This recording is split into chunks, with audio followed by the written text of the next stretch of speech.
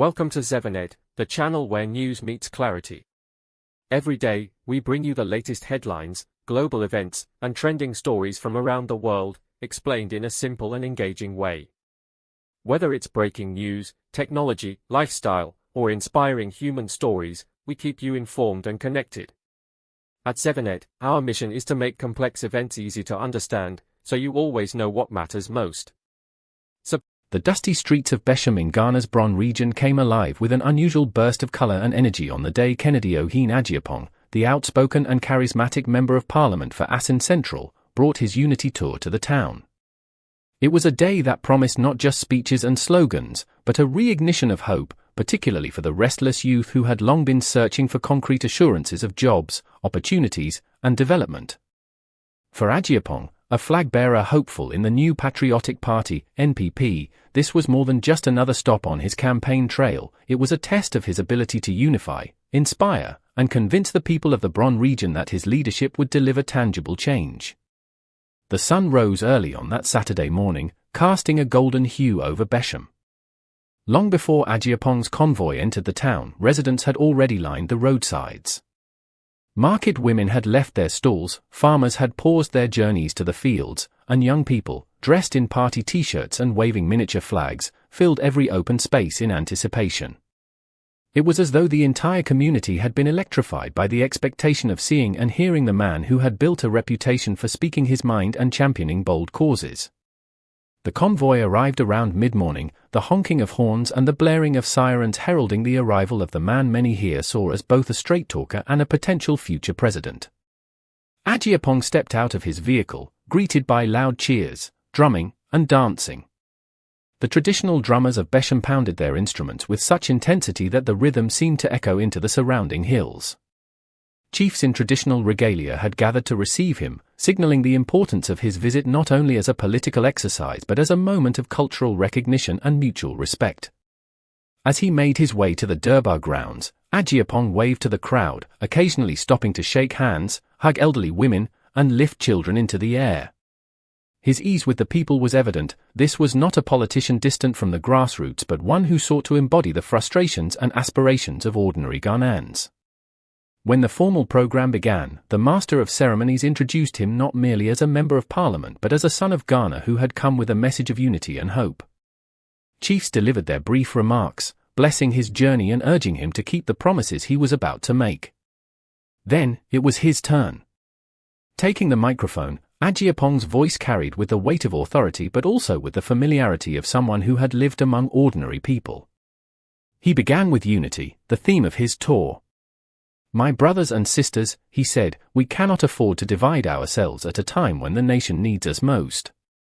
The new Patriotic Party is strong only when we are united, and Ghana will be strong only when her people stand together." His opening remarks were met with applause, but it was when he shifted to the subject of jobs and economic empowerment that the atmosphere transformed. "I know that many of you here, especially the youth, wake up every morning wondering what the future holds," Agyapong declared, his eye sweeping across the crowd. "Some of you have finished school but have no work. Others toil on the farms but make little because you cannot add value to what you produce. I am here to tell you that under my leadership, we will change this story." He then laid out a series of promises designed not only to capture the imagination of his listeners but to demonstrate that he had thought deeply about the specific needs of the Bron region. First, he spoke about agriculture, the backbone of the region's economy. Becherm and the entire Bron region are blessed with fertile lands. We cannot allow such a gift to go to waste. My government will ensure that agro-processing factories are built here so that our farmers can process cassava, maize, plantain, and other crops into finished goods. No more will you struggle with middlemen who take advantage of your sweat. We will give you the tools, the machines, and the markets to make farming profitable. The farmers in the crowd erupted in cheers. For them, post-harvest losses and poor market prices had long been a thorn in their side. The promise of agro-processing plants was not just political rhetoric, it was the lifeline they had been waiting for. Next, Agyapong turned to the youth. He acknowledged the frustration of graduates who roamed the streets without jobs. "I know many of you dream of opportunities, of starting businesses, of being independent," he said. I promise to establish youth entrepreneurship funds that will provide capital and training for small businesses right here in Becherm. You don't need to run to Accra or Kumasi before you succeed. Success can happen here, in your hometown. He also emphasized the importance of technical and vocational training. Not every young person wants to sit in an office. Some of you are gifted with your hands, in carpentry, welding, fashion, and technology. We will expand technical institutes in this region and equip them with modern tools. Every young person who wants a skill will have access to one. The applause grew louder, mixed with shouts of approval from the young men and women clustered near the stage.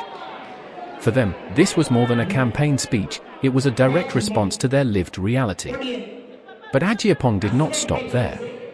He touched on infrastructure, noting that without good roads, hospitals, and reliable electricity, job creation would remain a mirage.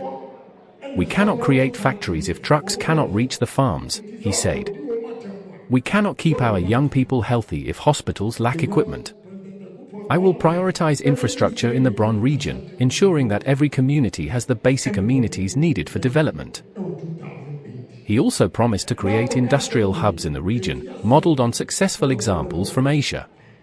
These hubs, he explained, would attract investors, generate jobs, and give the Bron region a new identity as not only an agricultural powerhouse but an industrial one. As he spoke, one could see the nods of approval from the chief seated behind him and the eager faces of the crowd in front of him.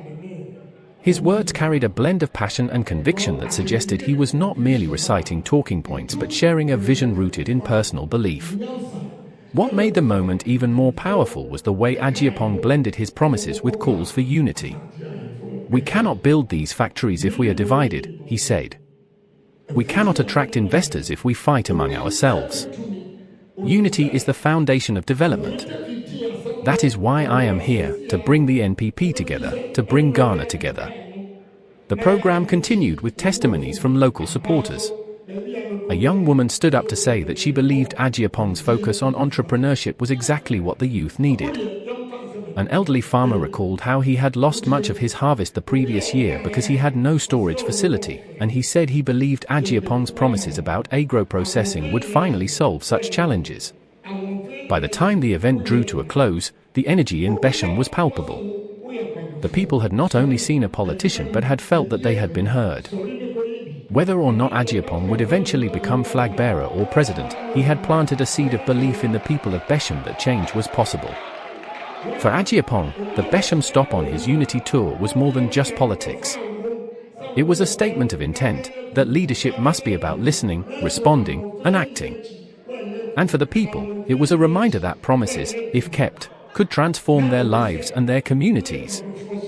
After Kennedy Agyapong had finished his keynote address, the microphone was handed to some community members who had been invited to share their views. It was a moment that brought raw honesty into the Durbar. First to speak was a young graduate, Kwame Mensah, who had completed the Becherm Technical University 3 years earlier but was still unemployed. His voice trembled at first, but as he warmed up, the frustration and hope in his words drew the crowd to silence. Honorable, many of us have completed school, but we sit at home. Some of us try to start small businesses, but we don't have money. We go to the banks, and the interest rates are too high. We apply for jobs, and they tell us we need experience. How can we get experience if no one gives us a chance? We want to believe that when you say you will establish youth entrepreneurship funds, it will not be like other promises we have heard before. We want action. The crowd erupted in applause. Agyapong nodded and signaled to him in acknowledgement, promising that under his leadership, such funds would not be mere paperwork but actual financial support that young people could access without bureaucratic hurdles. Then came Adwoa Serwa, a market woman in her late 40s. She spoke about the struggles of transporting farm produce to markets in bigger towns like Sunyani and Kumasi. Honorable, when it rains, the roads are so bad that trucks cannot come. Sometimes the food rots before it gets to the market. We beg you, when you talk about infrastructure, remember us. Roads are life. Roads are money. Her plea touched the audience, many of whom nodded in agreement. For years, poor road networks had turned prosperity into poverty, and everyone knew the cost. Finally, an elderly cocoa farmer, Nana Kwaku Boju, took the stage. With weathered hands and a deep voice, he reminded Agyapong that the Bron region had been a cocoa-growing powerhouse for decades, yet farmers still struggled with low prices, lack of fertilizer, and inadequate storage facilities. If you help us, Honorable, cocoa alone can employ thousands of youth. We don't need handouts. We need fair prices and modern tools. These testimonies added a layer of authenticity to the event, grounding Agyapong's promises in the lived experiences of the people. They were not abstract campaign slogans but responses to real challenges. The Chief's Blessing. No political event in Ghana is complete without the participation of traditional leaders, whose authority and influence remain central to community life. At the Becherm gathering, the chiefs played their role with grace and symbolism. The Omanhene of Becherm, seated in full traditional regalia, spoke on behalf of the chiefs. He welcomed Agyapong warmly and commended his message of unity. "This land thrives when her people are united," the chief declared. "We have seen divisions in politics that sometimes trickle down to the families and villages. If you are bringing unity, then you are already doing God's work." He also highlighted the need for job creation. "Our youth are restless. They are willing to work, but the jobs are not there. If you can create industries here, you will not only win our votes but our hearts forever." The chief then offered libation and prayers for Agyapong's journey, asking the ancestors to guide him, protect him, and give him the wisdom to lead. It was a powerful cultural endorsement that resonated deeply with the crowd. A symbol of political strategy. Beyond the excitement of the day, political analysts who observed the tour saw in it a calculated move. The Bron region, historically known as part of the larger Brong-Ahafo, has often been a swing area in Ghanaian politics. Winning the hearts of the people here could tilt national elections. For Kennedy Agyapong, whose candidacy had been marked by both admiration and skepticism, the Unity Tour was not only about promises but about positioning himself as a bridge builder. By focusing on unity, he was sending a message to the NPP establishment that he could hold the party together in an era of internal factionalism. By focusing on jobs, he was appealing directly to the masses, whose votes would ultimately decide the election.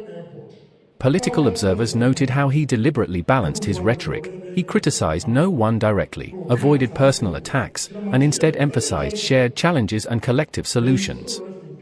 This was a departure from his usual reputation as a firebrand who never minced words.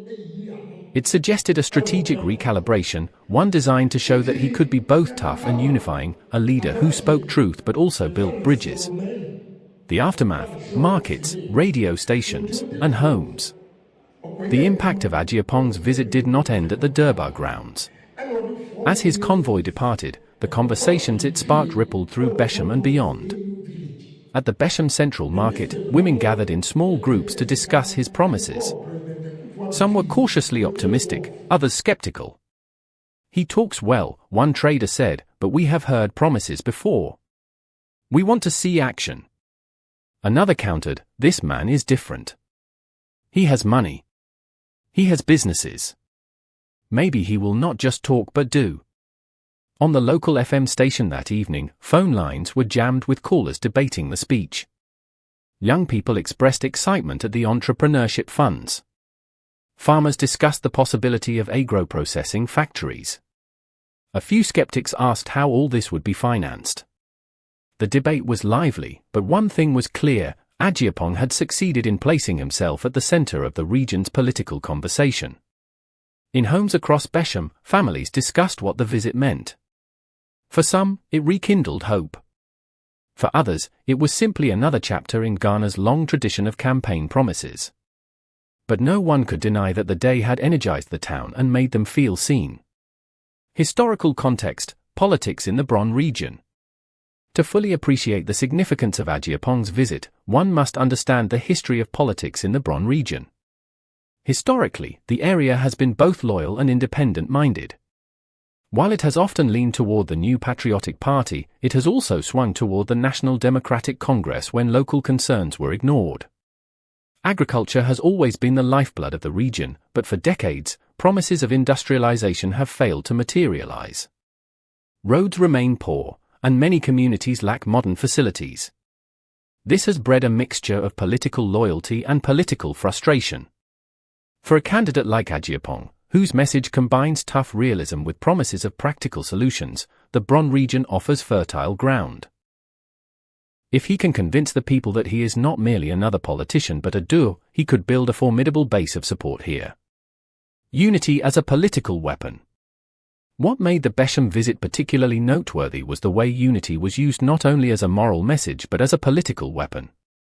Agyapong was aware that within the NPP, internal divisions had sometimes weakened the party's effectiveness. By championing unity, he was positioning himself as the candidate who could bridge these divides. At Becherm, he declared, "If we fight among ourselves, we hand victory to our opponents. If we stand together, no one can defeat us." Unity is not just a word.